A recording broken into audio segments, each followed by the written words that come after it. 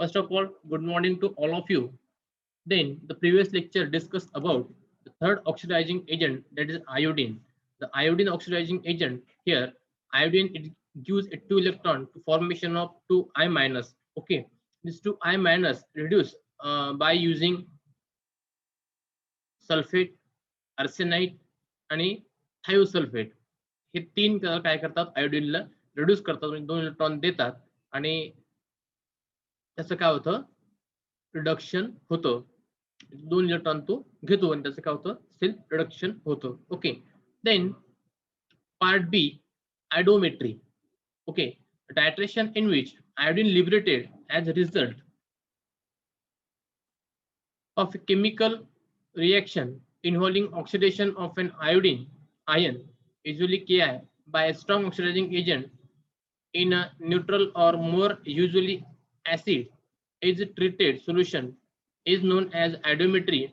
Examples such titration are when copper treated with 4I minus to give CuI2 plus I2, Br2 react with 2I, 2 mole of 2 negative iodine to formation of 2 Br negative and I2.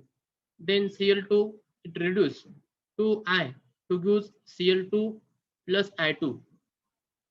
Okay मित्रांनो, तर जो काही higher halogen आहे iodine त्याला त्याच्या खालचे जे आहेत ते लोअर ते काय करतात ऑक्सिडाइज करतात. ओके, सॉरी रिड्यूस करतात त्याला इलेक्ट्रॉन ते सॉरी ऑक्सिडाइज करतात म्हणजे ते इलेक्ट्रॉन घेतात काय आहे ते इलेक्ट्रॉन घेतात. ठीक आहे, आणि सगळ्या हॅलोजनची प्रॉपर्टी आहेत की आपल्याला माहिती आहे की त्या प्रत्येकाला काय लागतो एक इलेक्ट्रॉनची आवश्यकता असते त्यासाठी त्यांचं ऑक्टेट कंप्लीट करण्यासाठी. ठीक आहे, in this reaction iodine is evolved in equivalent amount and is titrated with a standard solution of reducing agent which is generally sodium thiosulfate such as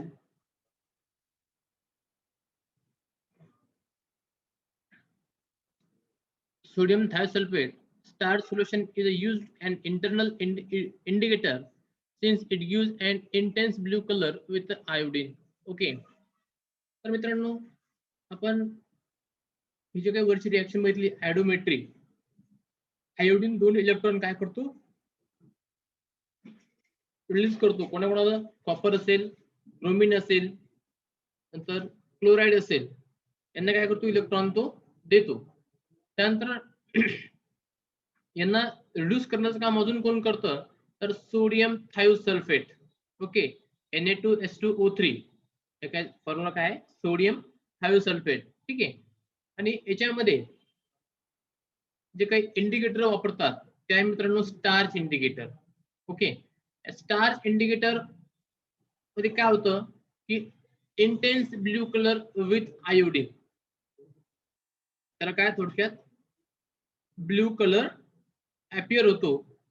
Then hence disappearance of blue color in iodometry or appearance of blue color iodometry to color with iodine at room temperature determine the end point. Okay, थोडक्यात काय एक intense blue colour हा काही त्याचा एक end point किंवा आपण त्याला जो थेरॉटिकल पॉइंट म्हणतो तर तो इंटेन्स ब्ल्यू कलर स्टार टाकल्यामुळे आयोडीन दाखवतो. Starch is said to form an adsorption compound of intense blue color with iodine at room temperature. The complex is not stable at a higher temperature.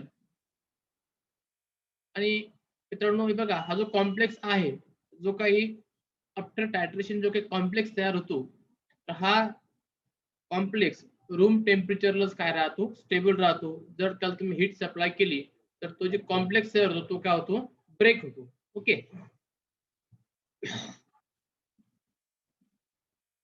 then it is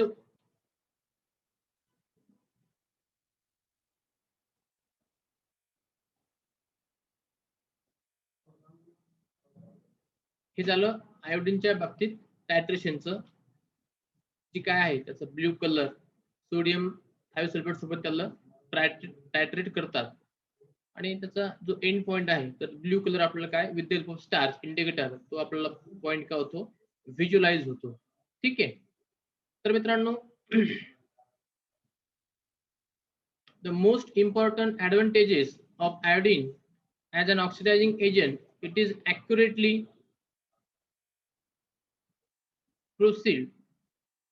accurately and sensitive with which even small concentration of it and detected by the blue color. आणि याचं एक advantage असं आहे की कमी जरी concentration घेतलं तरी आपल्याला जे टायट्रेशनचे रिझल्ट आहेत तर हे आपल्याला मिळतात. ठीक आहे. त्यानंतर आहे मित्रांनो याचे काही डिसएडव्हान्टेजेस आहेत. ते डिसएडव्हान्टेजेस कोणते आहेत? It is a volatile and hence titration are to be performed at low temperature or presence of Ki which form I3 ion and iodine and stabilize it. Okay. एक तर काय आहे हे व्होलाटाईल मटेरियल आहे म्हणजे काय आहे की हे ऍटमॉस्फिअर मध्ये इव्हॅपोरेट होतं. ठीक आहे. Low temperature and presence of K I आणि ज्यावेळेस आपण के आयच्या प्रेझेन्स मध्ये त्याला रिॲक्शन करतो तर मित्रांनो ट्रिपल म्हणजे ट्रिपल ॲटॉमिक आयन म्हणजे I3 आयन तयार होतो. ठीक आहे. आणि स्टेबल होतो. म्हणून काय की हे एक थोडंसं याचा ड्रॉबॅक आहे. पहिला ड्रॉबॅक असा की तो व्होलाटाईल होतो. दुसरा की तो I3 चा कॉम्प्लेक्स तयार करतो. It can be used to alkaline medium due to conversion of hypoiodide ion which result in introductions of error. Okay. हा जो काही आयन आहे तर मित्रांनो हा आयन अल्कलाइन मीडियम मध्ये कन्वर्जन ऑफ हायपोआयोडाइड काय तयार होतो हायपोआयोडाइड तयार होतो आणि हायपोआयोडाइड तयार झाल्यामुळं याच्यामध्ये नंबर ऑफ एरर टायट्रेशन मध्ये येण्याचे चान्सेस असतात. ओके. तर मित्रांनो हे आहेत दोन ड्रॉबॅक. पहिलं हे आहे व्होलाटाईल मटेरियल आणि हा काय करतो I3 कॉम्प्लेक्स तयार करतो आणि I3 कॉम्प्लेक्स तयार केल्यामुळं तो काय करतो की रिॲक्शनला कंटेमिनेट करतो आणि आपल्याला जे काही एक्सपेक्टेड रिझल्ट आहेत ते आपल्याला मिळत नाही. ओके. दुसरा ड्रॉबॅक के आय सोबत तो काय करतो I3 कॉम्प्लेक्स तयार करतो. आपल्याला काय पाहिजे I2 म्हणजे I2 again treated with K I two formation of I minus sorry I3 minus. मग हा I3 मायनस झाल्यामुळं पुन्हा रिॲक्शन मध्ये काय कंटेनमेंट आणि तो स्टेबल होतो. I3 हा वेल स्टेबल आयोनिक कंपाऊंड आहे म्हणून याला जास्त याचे टायट्रेशन आपण करत नाही. ओके. नेक्स्ट टाइम मित्रांनो indicators use in redox titration. Okay. आता कोणकोणते इंडिकेटर आपण रेडॉक्स टायट्रेशन मध्ये वापरतो तर ते कोणकोणते इंडिकेटर आहेत मित्रांनो आणि त्या इंडिकेटरचा महत्वाचा रोल काय आहे ते तुम्हाला सुरुवातीला सांगितलं होतं. डिफरंट टाईपचे टायट्रेशन असतील तर डिफरंट टाईपचे इंडिकेटर सुद्धा आपण वापरतो. ते कशावर डिपेंड आहे रिॲक्शनच्या पीएच रेंजवर काय इंडिकेटरची रेंज काय डिपेंड करते. Okay. As I discussed earlier, acid-base indicators are employed to mark sudden change in pH during acid-base titration. Suddenly, in oxidation reduction titration, oxidation reduction indicators are used to mark sudden change in the reduction potential near the equivalence point. The ideal oxidation reduction indicator will be one with reduction potential intermediate between that sodium solution titration and titration and which exhibit the sharp readily detected color change. Okay. जी काही इंडिकेटरची जी काही पार्श्वभूमी आहे ती मित्रांनो आपण पाहिली की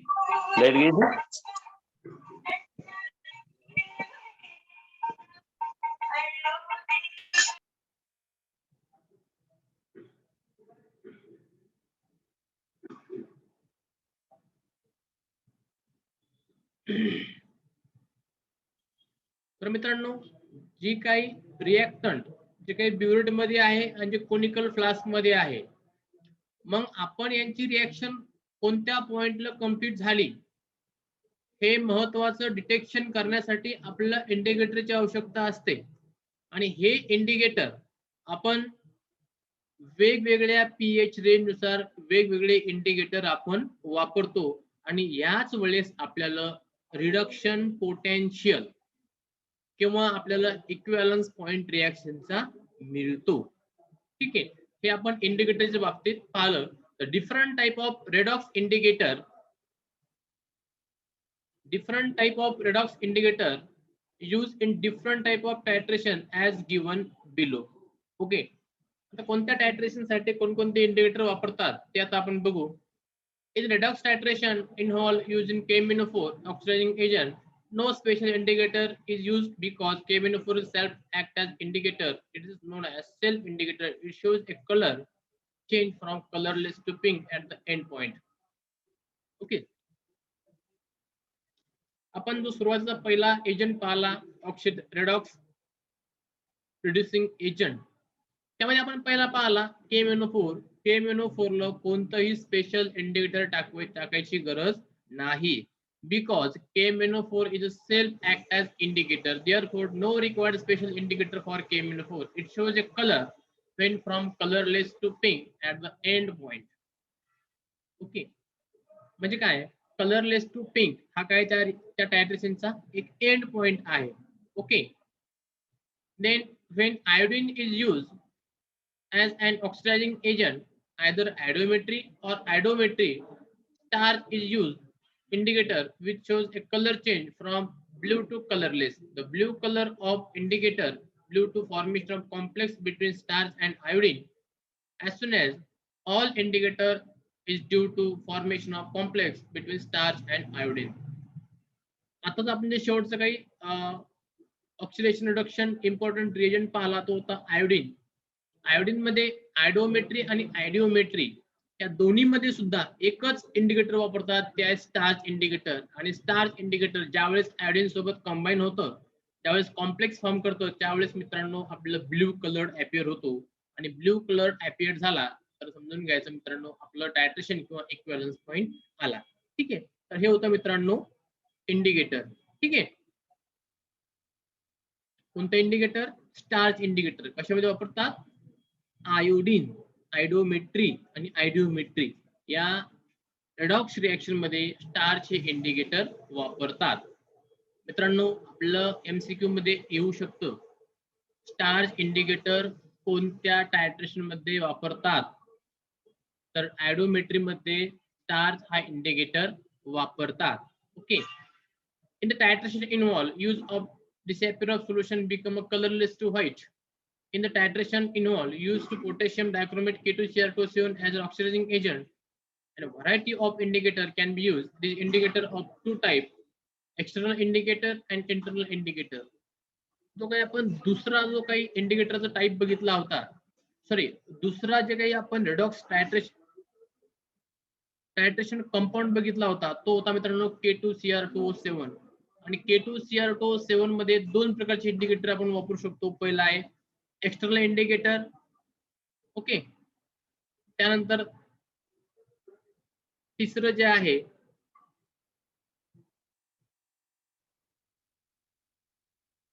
दुसरं जे आहे इंटरनल इंडिकेटर. बघूया आपण व्हॉट इज इंटरनल इंडिकेटर आणि व्हॉट इज एक्सटर्नल इंडिकेटर ते आता आपण बघूया.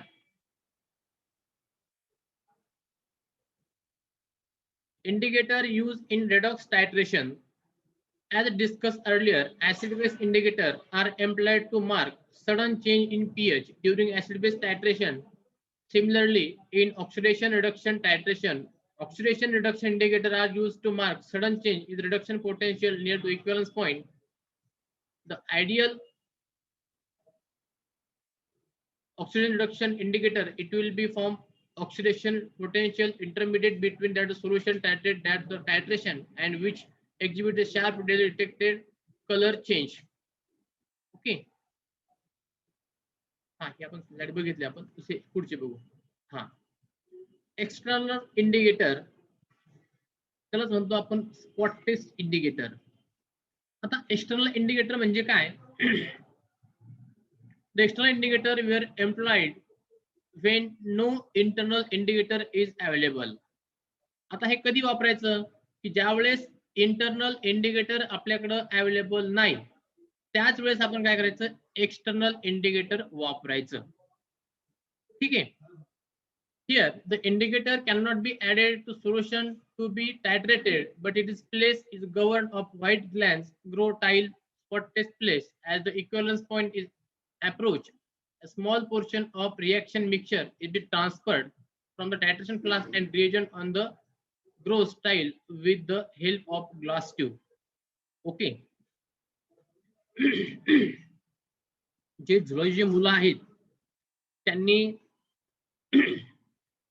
जर ब्लड ग्रुप टेस्ट केली असेल लॅबोरेटरीमध्ये, त्याच टाईपची काही स्पॉट टेस्ट घ्यावी लागते. काय करावं लागतं मित्रांनो, ब्युरेटमध्ये आणि कोनिकल फ्लास्क मध्ये जे काही मिक्सचर आपण एकमेकांमध्ये ऍड करतोय, ऍड केल्यानंतर त्याला वेल सेक करायचंय आणि ड्रॉपरनी एक ड्रॉप घ्यायचा आणि एक प्लेट आहे दिलेली आपलं स्पॉट टेस्ट प्लेट, त्या स्पॉट टेस्ट प्लेटवर तो ड्रॉप ठेवायचा. कलर बदलला तर रिएक्शनचा रिझल्ट आला, नाही कलर बदलला तर अजून रिएक्शनच्या रिझल्टला वेट आहे, म्हणजे आपल्याला अजून रिएजंट त्यामध्ये ऍड करावा लागेल. ठीक आहे. Colour change observed when the equivalence point is reach.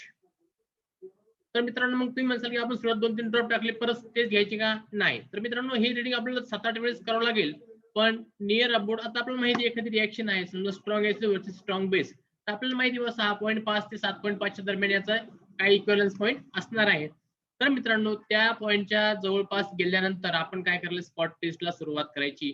किमान 4 ते 5 स्पॉट टेस्ट आपल्याला इथं क्लिअर करायच्या. Okay.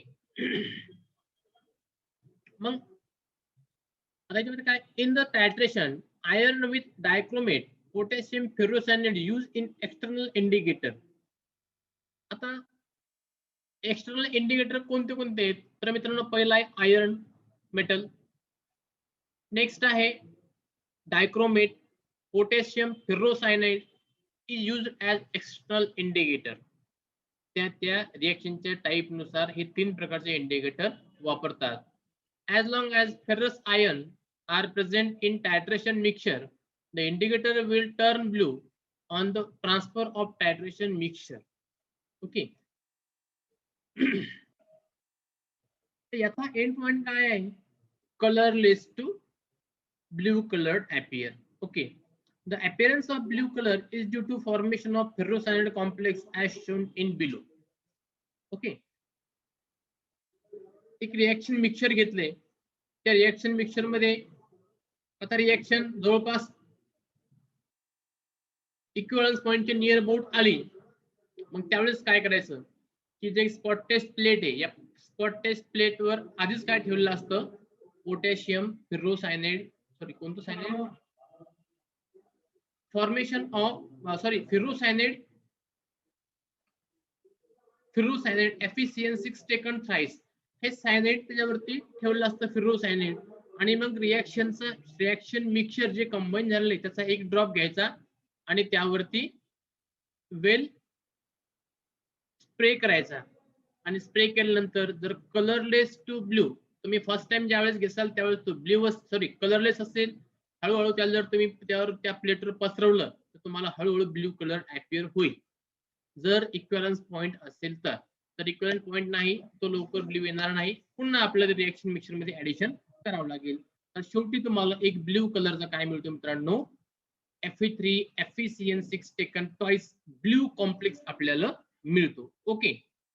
As the addition of oxidizing agent is continued, as instead of blue color as a bluish green and then green, immediately no color change is observed when equivalence point be detected. आणि त्या ब्ल्यूचं conversion हळूहळू जर green मध्ये झालं तर तो आपला equivalence point आहे असं ओळखायचं. ओके. तर तो आपला एक्झॅक्ट स्पॉट टेस्टचा इक्विव्हॅलन्स पॉइंट आहे. ओके. तर मित्रांनो हे होतं स्पॉट टेस्ट इंडिकेटर. सर्वांना माझी विनंती आहे की आज मी एक टेस्ट मोडची दुसरी लिंक देणार आहे, तर सर्वांनी ती टेस्ट लवकरात लवकर सोडवायची. ओके, तर आज आपण इथे स्टॉप करूया. थँक्यू.